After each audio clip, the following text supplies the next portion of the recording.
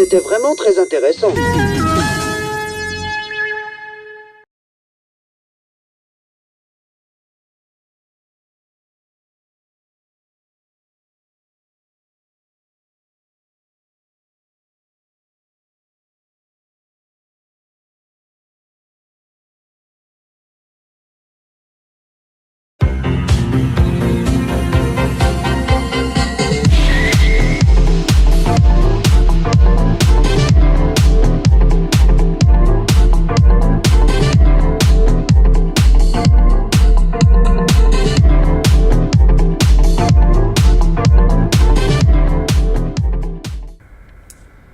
Bonsoir et bienvenue dans ce troisième épisode de l'AIA TV, j'espère que vous allez bien, j'espère aussi que vous avez passé de bonnes et agréables vacances, mais de suite, c'est la Minute Actu.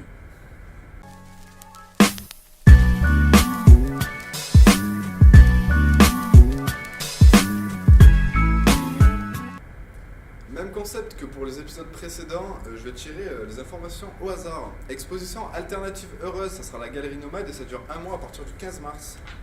Très bien. Exposition de peinture, l'exposition s'appelle Tony, c'est du 30 mars au 9 avril et ça se passe à la salle Comte, rue de l'Hôtel de Ville.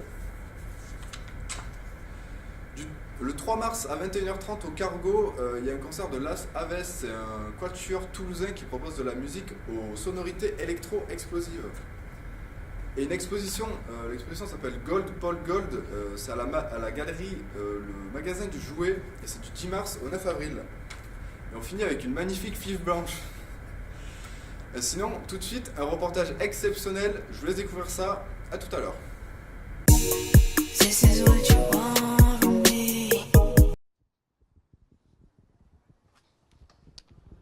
Bonsoir, bienvenue dans le reportage de la AIA TV. Aujourd'hui, c'est la journée portes ouvertes à notre IUT. Donc, on va vous faire visiter tout ça. C'est parti.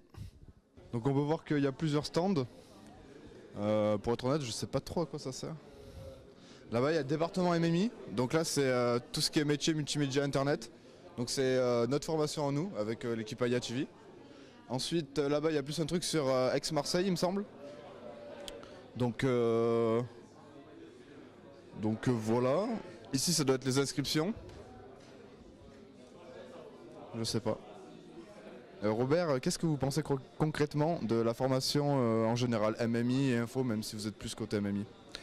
Alors, en ce qui me concerne, je pense que c'est une formation d'excellence dans les deux cas, puisque elle permet à des étudiants finalement, qui veulent approfondir des connaissances totalement liées à notre monde contemporain, d'avoir à la fois le plaisir d'avoir des informations universitaires et en même temps de pouvoir être déjà en pré-professionnalisation.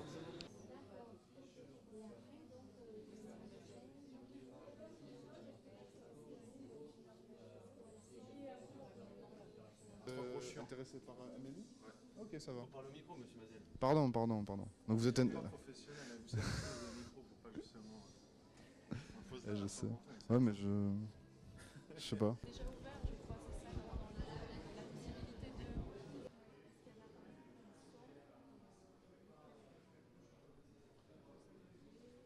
Ah, ça m'intéresse.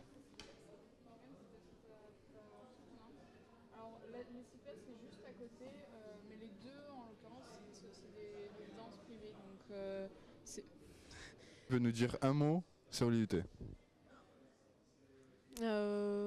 Créativité. Ah bon?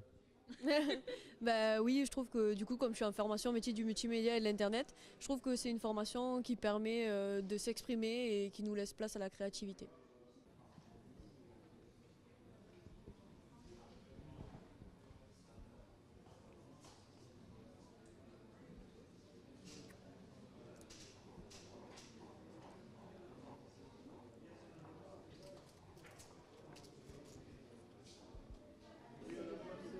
Bonjour. Qu'est-ce que vous pensez de l'IUT? Qu'est-ce que je pense de l'UT? C'est un endroit génial pour commencer son parcours académique. Ouais. Et voilà, on vous offre tous les outils pour que vous développez vos connaissances, quoi. Très bien. Un mot à rajouter? Et non, pas vraiment, pas pour le moment. Et amusez-vous bien. Et bon, profitez du GPO. Merci. On va faire un petit tour au studio. Autant il y a des gens. Ah! Il y a des gens qui ont piqué notre studio apparemment. Bonjour. Bonjour. C'est l'UT d'Arles. C'est la web TV de l'UT. T'es intéressé par quelle formation? Informatique. Informatique. Et comment tu la ressens cette formation? Elle a l'air plutôt bien, plutôt pas bien. Le présentateur l'a très bien expliqué, et ça s'est super bien passé. Il y a eu des questions, il a répondu clairement. Donc oui, je la sens bien. Des matières qui t'intéressent? Oui, l'imagerie. Ok, bah apparemment il y a beaucoup d'imagerie en plus en info et jusqu'en master. Oui, 2D et 3D. Ça marche. Bon, bah peut-être à l'année prochaine. Enfin, pas pour moi parce que j'espère pas moi parce que je suis en deuxième année. Mais pas de soucis. Bon, mais merci. Bonne journée.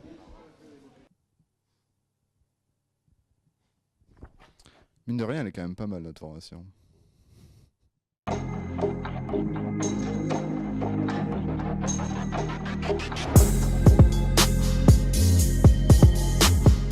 Bonjour Marie-Josée. Bonjour. Est-ce que vous pouvez vous présenter? Donc, je suis Marie-Josée Justamont, la directrice du Festival des Sudards, qui est un festival de ce qu'on appelle les musiques du monde, qui se déroule chaque année au mois de juillet dans la très belle ville d'Arles et qui existe depuis 21 ans. Nous préparons la 22e édition et c'est vrai que je l'ai créé. Alors Marie-Josée, on imagine que ça doit être compliqué d'organiser un festival de cette taille. Donc quelles sont les difficultés que vous rencontrez quotidiennement en organisant ce festival? Alors les difficultés sont de plusieurs ordres, bien sûr. Mais ce n'est rien, je dirais, par rapport à ce que ça a été au début. C'est quand on démarre. Évidemment que c'est extrêmement compliqué. Et je crois que ça doit l'être encore plus maintenant. Bien sûr, pour quelqu'un qui souhaiterait monter un nouveau festival. Actuellement, en tout cas, les difficultés sont de deux ordres. Le plus important, bien sûr, c'est tout ce qui concerne le budget, les finances. Nous sommes indépendants complètement, même si nous sommes subventionnés, mais nous sommes une organisation complètement indépendante, association 1901, et donc il nous faut chaque année trouver des financements qui vont nous donner les moyens de programmer et de créer, de monter le festival. Ça, c'est quand même ce qu'il y a de plus compliqué, même si nous avons bien sûr des acquis qui nous permettent d'imaginer chaque année avoir une bonne base.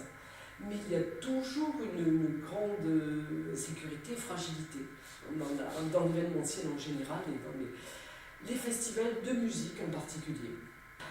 Mais après, donc, ce qui en fait la difficulté, c'est surtout que c'est un festival très riche en propositions.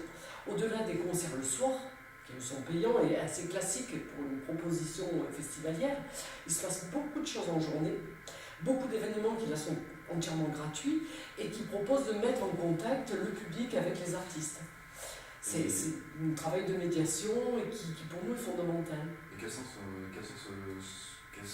ces genres d'événements qui sont organisés là-bas? Ça se décline tout au long de la journée, mais nous essayons de le proposer d'une manière, très, très sud, très midi de la France aussi, très à l'image de notre identité. C'est important aussi de la donner à partager. Ce n'est pas tout de recevoir les artistes du monde entier, mais c'est très important pour nous de partager notre art de vivre qui est très fort ici dans le midi de la France. Alors nous déclinons ça, je sais pas, par exemple, chaque jour, les apéros découvertes.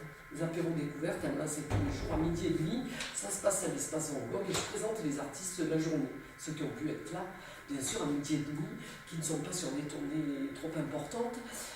J'explique pourquoi, comment nous les avons choisis. Et quand ils en ont le désir, mais c'est le cas la plupart du temps, ils jouent un petit morceau avec le public en face d'eux. Presque acoustique, très chaleureux, mais surtout nous prenons l'apéro réellement. Et c'est là où nous buvons le cristal, l'anisette, ça c'est complètement, c'est pas le pastis, voilà, c'est un partenariat d'ailleurs, et c'est chaleureux et convivial bien évidemment. Et puis un petit peu plus tard, il y a les siestes musicales. Les siestes musicales, souvent ce sont des duos, souvent ce sont souvent aussi des musiciens de la région qui expérimentent pour la première fois. Ça leur donne l'occasion bien sûr d'expérimenter auprès d'un public pas trop compromettant, mais voilà, une nouvelle création, un nouveau répertoire. Mais c'est vraiment une sieste. Il y a des transats installés, là aussi à l'espace Van Gogh, et là c'est la manière de vivre, l'art de vivre de chez nous, nous tenons absolument à le partager. Voilà, donc tout au long de la journée, c'est ensuite les salons de musique au musée de l'Atlantique, où là c'est un entretien entre un journaliste spécialisé et un artiste. Voilà, c'est vraiment plus des concerts gratuits, toute une occasion très riche de rencontrer la musique et les musiciens. Et nous avons aussi, en même temps, mais alors là c'est payant bien évidemment, c'est un acte commercial, ce que nous appelons des stages et des masterclass, et c'est chaque année une quarantaine de propositions d'enseignement, de transmission. Alors que ce soit dans le domaine des instruments, de musique bien sûr, mais de la voix également, et de la danse et de l'art de vivre. Vous nous avez parlé des artistes. On a vu qu'il y avait M et Calypso Rose, récemment lauréats au Tour de la musique. Quels sont les autres artistes qui seront ajoutés à cette liste? Alors je précise, Ami n'est là que parce que nous aimons beaucoup M évidemment, hein, mais il est là parce que c'est une création avec Toumani et Sidiki Diabaté, qui invite aussi Fatoumata Diawara. Donc c'est vraiment une aventure malienne de M, et c'est pour ça que nous sommes ravis de l'avoir dans notre programmation. Ça c'est prestigieux. C'est prestigieux, mais c'est vrai qu'elle tout seul n'aurait eu aucun sens chez nous. Jamais ça ne serait venu à l'idée de faire une proposition pour qu'il soit programmé ici. En revanche, Toumani Diabaté, c'est un magnifique artiste, c'est ce qu'on appelle un grand maître de la kora. C'est-à-dire quelqu'un justement qui a été, dès son plus jeune âge, initié à la kora, qui est la harpe de l'Afrique de l'Ouest, qui est vraiment un magnifique instrument. Et il fait partie de ces grands maîtres de la kora.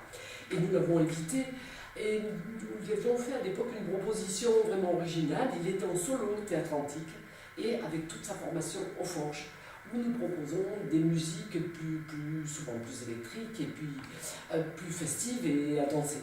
Voilà, pour les fins de nuit. Donc c'était le même soir complètement en son honneur, et sur la magnifique scène du Théâtre Antique, et aux Forges pour la partie très actuelle. Très bien. Dernière question, qu'est-ce que nous, à IHB, qu'est-ce qu'on peut vous souhaiter pour l'avenir Alors déjà qu'il fasse très beau cet été, parce que c'est très douloureux. Et quand il fait aussi froid que l'an dernier, ce sont des musiques qui s'épanouissent, bien évidemment avec la chaleur. C'est un petit détail, mais ça n'est pas. Et puis, mon Dieu, que ça se passe sereinement. Je vous le souhaite aussi d'un point de vue politique, sur les mois et les années à venir. Ok, merci beaucoup, Marie-Josée. Et merci à vous d'avoir regardé. On se retrouve le mois prochain pour un nouvel épisode de la TV. Merci à vous.